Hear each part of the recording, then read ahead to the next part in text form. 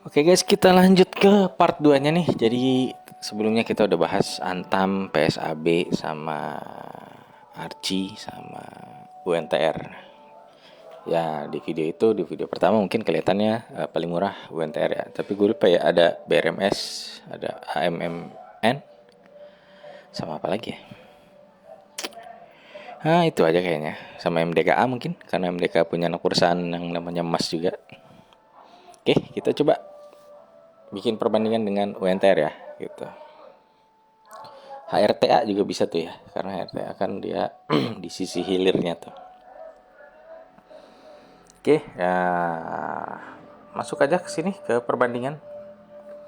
Kita coba bandingin dengan AMMN dulu ya. AMMN. Terus sama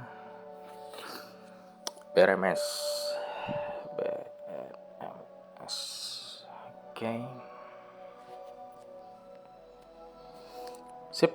Dari sisi valuasi kita cek dari PI. Nah, tetap UNTR masih lebih kecil ya. BRMS tuh PI-nya udah luar biasa ya. Udah ratusan kali. Kalau AMN minus nih sama kayak emas. Dari PBV UNTR juga masih lebih murah. AMN itu 6,5, lalu si apa namanya tadi BRMS itu 8,4 ya. Gitu. Ya masih lebih murah UNTR lah. Gitu. Next kita bandingin lagi dengan MDKA dan HRTA. MDKA. Set.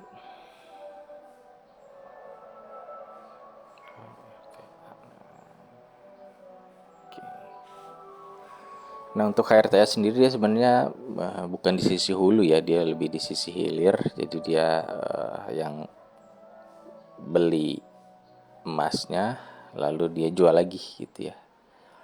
Seperti itu. Kalau Archie tuh lengkap tuh, dia dari hulu ke hilir ada. Kemarin Archie lebih menarik.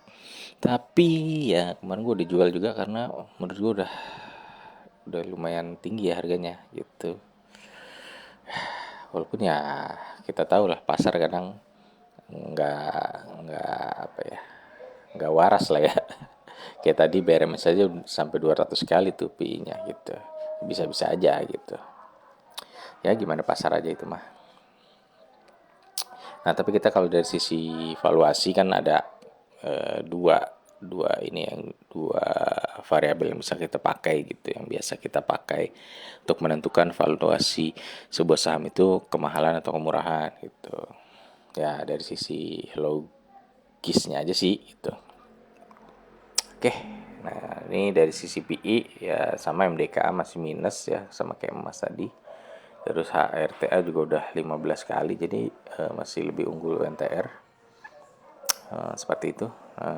Nextnya dari sisi PBV, nah dari PBV juga masih lebih unggul, masih di 1,2, sementara MDKA itu udah 5,3, RTA itu udah 4,15, seperti itu ya. Oke, jadi ini part 2-nya karena kemarin ada yang ketinggalan. Jadi gue tambahin lagi bikin perbandingannya gitu ya. Oke, jadi sebenarnya UNTR juga baru masuk ya kalau ke emas ya. Setahu gue sih, tapi ya nggak tahu nanti dicari lagi informasinya. Gitu karena setahu gue kemarin baru baru mau akuisisi yang tambang milik PSAB itu gitu, sama dia juga baru mau melakukan eksplorasi untuk nikel dan emas gitu ya. Jadi ya sebenarnya sih menurut gue lebih aman di UNTR lah gitu, menurut gue ya itu, karena dari sisi harga lebih murah, terus dari sisi fundamental juga lebih oke ya gitu. Cuannya itu sampai 15 triliun gitu.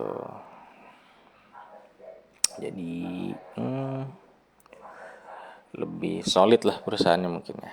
Terus dia juga bagi dividen, jadi ya ada rasa aman lah kalau ada bagi dividen gitu. Kalaupun nanti harganya turun misalkan, ya jadi kita masih bisa dapatlah sesuatu gitu dari situ. Mungkin itu aja. Oke, sekali lagi disclaimer, ini bukan pom-pom UNTR ya, bukan anjuran untuk jual beli juga, tapi kalian bisa menilainya semua dengan logika kalian gitu. Oke, buat yang belum tahu PI itu apa sih? Rasio PI itu. Oke, PI itu adalah price to earning, artinya harga saat ini. Kalau kalian beli sahamnya di harga sekarang gitu misalkan, lalu dibandingin dengan earning yang kalian dapatkan, itu berapa kali lipatnya.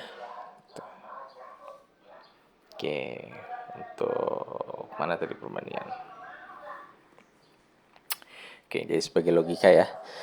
Jadi kalau PI-nya 7,7 lah, taruh 7 kali.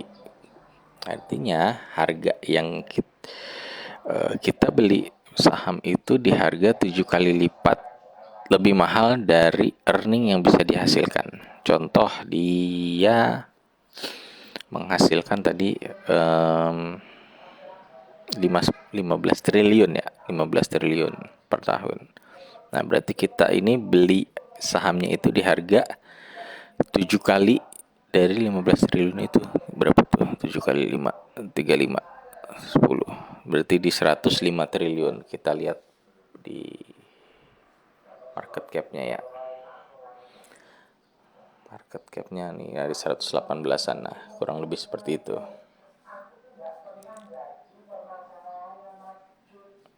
Nah, kan tadi nggak 7 tok ya, 7 koma sekian. Nah, kayak gitu. Jadi kita beli, ibarat kita beli perusahaan nih, kita beli perusahaan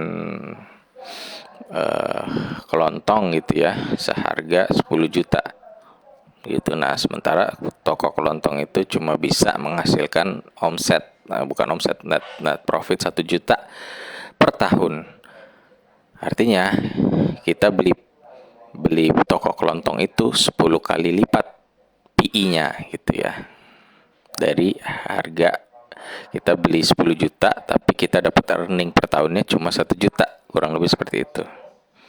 Jadi untuk balik modal sama dengan 10 tahun gitu. Jadi kalau kita mau beli perusahaan dengan PI 10, itu gampangnya kita bakal balik modal selama 10 tahun kalau income-nya stabil di 1 juta aja gitu misalkan. Gitu ya.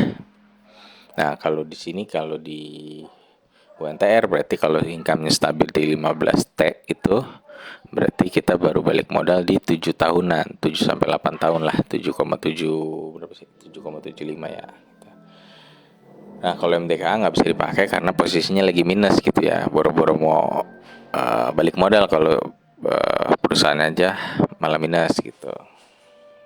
Kalau di HRTA itu 15 kali, berarti ya 15 tahunan baru balik modal.